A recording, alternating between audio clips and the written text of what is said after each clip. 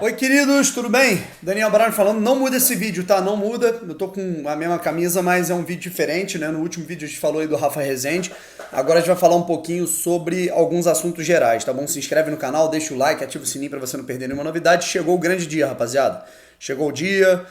Chegou no dia 13. Vambora pra General Severiano, aquele mesmo esquema. Eu tô gravando aqui um dia antes, tá, gente? Por isso que eu ainda estou sem a atualização sobre aquilo que eu falei, né? Eu tive contato com pessoas que tiveram Covid-19, já fiz um teste no início da semana, deu negativo, farei o teste mais uma vez nesta quinta-feira.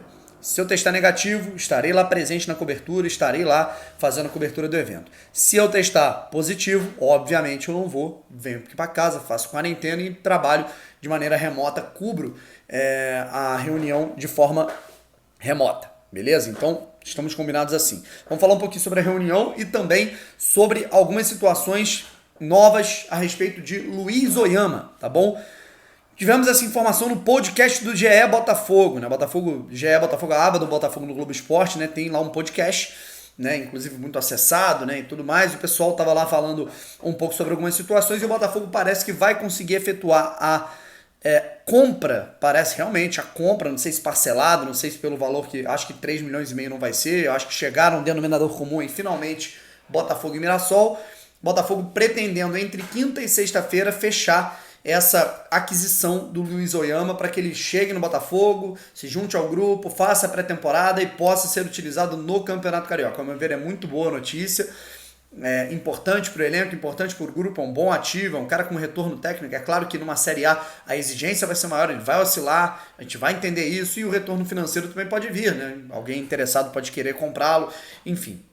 Essa é que é a situação, Luiz Oyama podendo ficar e a gente vai ter informações sobre valores, tudo mais nas próximas horas, beleza? Nos próximos dias a gente vai ter essas informações sobre valores, portanto Luiz Oyama, depois de muita novela, muita repercussão, o Mirassol esperou algumas ofertas, ninguém fez, e uma coisa que é importante se observar é que o Botafogo está aí já contando com esse aporte do Textor, certo? O Botafogo está em constante contato, como ele falou numa nota oficial, o Botafogo está em constante contato com o seu novo dono, vamos colocar assim, e aí o John Textor falou, não, fica tranquilo, já pode fazer essa aquisição, né? Se tem o aval do departamento novo, essa aquisição vai ser boa, então o Botafogo já está utilizando uma grana, né? Obviamente contando que, né, vai receber um aporte financeiro grande e vai investir aí no Oyama, que na minha opinião é um ativo importante, né? Um cara que é bom, é um cara que está entrosado com o grupo, acho que numa Série A ele vai ajudar, não vai ser um craque, mas vai ajudar,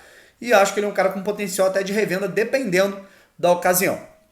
Tá, então essas foram as informações sobre o Luiz Oyama. Eu queria saber a sua opinião sobre ele. E agora a gente vai falar um pouquinho sobre conselho, tá bom? Só deixa eu tomar uma aguinha.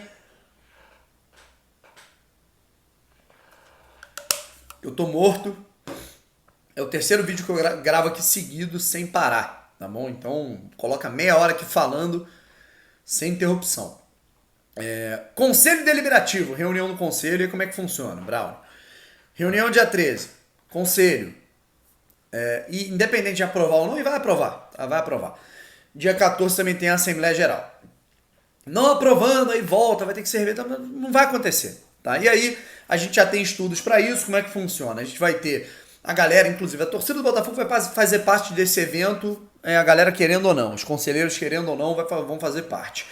A torcida do Botafogo vai estar na porta de General Severiano, ali por volta de 5h30, 6 da tarde vai chegar, 7 da noite vai começar a reunião. E aí vai ter lá o discurso, vão ter pessoas ali para falar, explicar o projeto, tudo mais, aquela situação protocolar, né, pessoas ali falando, tal, não sei o que, e aí vamos ter a votação. Tá? Quem votar lá presencialmente vai acabar dizendo, né, por que votou a favor, por que votou contra, e quem votar remoto, a votação é híbrida pelo atual momento, a gente está, claro, né, no momento, graças a Deus, pouquíssimas pessoas morrendo de Covid-19, mas aqui no Rio de Janeiro está um surto muito grande, apesar de tudo. Então você tem a situação híbrida. O pessoal que está, por exemplo, em outro lugar, em outra cidade, vai poder votar de maneira remota, e quem votar de maneira remota não vai divulgar o seu voto. Tá? E aí, Brownie, como é que funciona, cara? Como é que tá? Aí eu vou me basear no meu amigo Thiago Pinheiro. Thiago Pinheiro, que é jornalista e é conselheiro do Botafogo, um dos grandes responsáveis pelo grupo político Botafogo Sem Medo, diga-se de passagem, um dos grupos mais importantes da história do Botafogo nessa última década para bater no amadorismo até quando ele estava dando certo dentro do campo e para fazer com que o profissionalismo entre no clube, certo? Então, Botafogo, Conselho Deliberativo, eu vou disponibilizar essa imagem aqui em algum lugar na edição para vocês darem uma olhada. Esse infográfico foi feito pelo Thiago Pinheiro. E vamos lá, a divisão é a seguinte, vocês estão vendo aqui algumas cadeiras marrons, né? Vocês estão vendo aqui da cor marrom, e da cor marrom, né, a gente tem aí os beneméritos, né, que são aqueles caras que eles têm poder eterno, né, são aqueles malucos que eles têm poder absoluto, estão sempre no conselho, né, e isso demonstra muito o atraso do futebol, né, mas enfim, eles têm chapa do Durcésio, né, que é a azul, vocês estão vendo aí a grande quantidade, uma quantidade muito maior de cadeiras, a chapa verde, que é a do Valmer, que é a oposição, né, que tem, vamos dizer, o terceiro maior número, né, só atrás do Durcésio e dos Beneméritos, e mais Botafogo, né, que tem um número ali de quantas cadeiras? 1, 2, 3, 4, 5, 6, 7, 8, 9, 10, 11, 12, 13, 14. Né, então, é um número até pequeno de conselheiros. Aí na composição da chapa do Durcésio, tá bom, pessoal? Aí você tem alguns grupos políticos, né? Você tem ali Botafogo acima de tudo, Frente Alvinegra, Estrela Alvinegra, Estrela Capixaba, né? Você tem sempre Botafogo, você tem um monte de grupo ali dentro. Aí você destrincha essa composição da ala que apoia o Durcésio, e você tem mini grupos políticos do Botafogo com seus interesses, as suas pautas, as suas ideias, enfim. E é isso. E a grande maioria da chapa do Durcésio, grande maioria mesmo, vai votar a favor, obviamente. Manifestaram voto, tá bom? 93 nessa conta feita pelo Thiago Pinheiro, tá? Dos que manifestaram votos, 93 disseram que vão votar sim e 15 disseram que vão votar não. Ainda tem alguns conselheiros que não responderam, mas se você juntar aí, né, tudo, né, você vai ter aí uma maioria esmagadora, né, que aí ele se baseou pelos grupos políticos, tá bom, rapaziada? Ele não se baseou, por exemplo, por cada um, ele não fez uma pesquisa com cada conselheiro. Por exemplo, Frente Alvinegra, né, que tem uma palha de conselheiros, todos vão votar sim, né?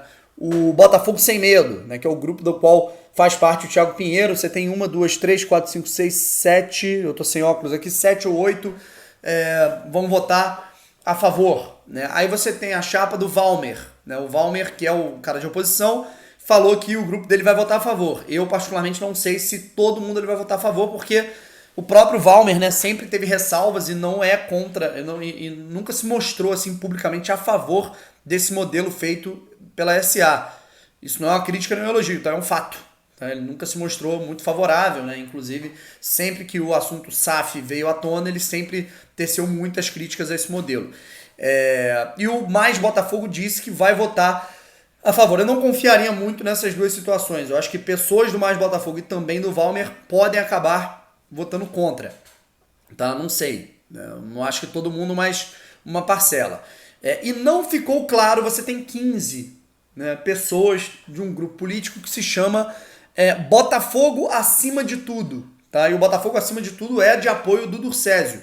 Certo? Botafogo Acima de Tudo, que tem como composição de liderança, né, o Mantuano. Né, o Mantuano, que é o ex-vice de futebol do Botafogo, né, em 2015. Já atuou, né, várias vezes na política do Botafogo, já foi da diretoria do Botafogo algumas vezes. Ele deu uma declaração, inclusive, ao bastidores do Botafogo, dizendo que ia votar sim se tudo tivesse dentro daquilo que eles acreditavam, ou seja, né, dando a entender que eles não gostaram, que eles podem votar não. Não, assim, na minha visão, eu acho que umas 25 cabeças aí vão votar não, né, de birra, ou vão se abster. A gente vai ter uns 20, 25 aí que vão querer dar de rabugentos e vão mostrar que gostam mais das coisas que o Botafogo proporciona a eles do que outra coisa, tá? O resto vai votar sim, até mesmo gente que é contra vai votar a favor. Dá um exemplo aqui. Carlos Eduardo Pereira. É um cara que deve votar a favor para não ficar tão mal assim com a torcida, mas ele é um cara que sempre se mostrou contrário a qualquer processo de profissionalização do Botafogo. O Carlos Eduardo Pereira foi contra a contratação do CEO, ele foi contra o processo de divulgação da SAF, ele foi contra Ele outro dia falou que era uma piada essa SAF num grupo, falando que era que não tava nem em papel timbrado, né? Enfim, é uma coisa assim que ele reclamou.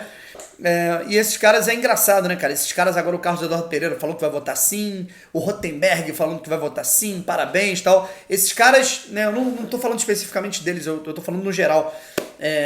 Um monte de gente tenta atrapalhar o processo do profissionalismo do Botafogo diariamente, tenta fuder o projeto do Textor, e aí quando chega na véspera, né, e que eles sentem que eles não conseguiram fazer isso, aí eles falam que foram a favor, né, cara? Pelo menos admitiram a derrota, mas é muita cara de pau, né, rapaziada? Enfim, perceberam que não vão mais reverter o quadro, tá? Essa que é a grande questão. Mesmo com essas reviravoltas, né, você vai ter realmente um grande número, um grande percentual votando mais a favor do que contra, e o torcedor do Botafogo, eu tenho certeza ali que por volta das 10, 11 da noite vai estar comemorando toda essa situação ali na porta de General Severiano.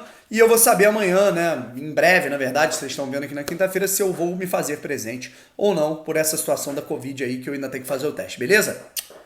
Beijo, gente! Fui!